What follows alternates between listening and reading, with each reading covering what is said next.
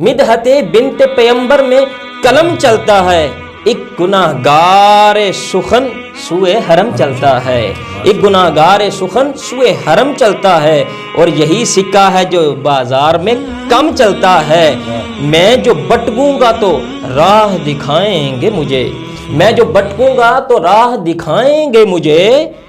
وہی لکھوں گا جو سرکار لکھائیں گے مجھے،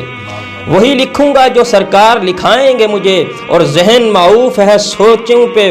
بہت پہرا ہے، ذہن معوف ہے، بڑا ہی خوبصورت مصرع آنے والا ہے جناب، یقیناً آپ کے دل شاد ہو جائیں گے کہ ذہن معوف ہے سوچوں پہ بہت پہرا ہے، حب آل پیغمبر کا اثر گہرا ہے، حب آل پیغمبر کا اثر گہرا ہے، یہ قلم عظمت سرکار سے بے پہرا ہے، میرا موضوع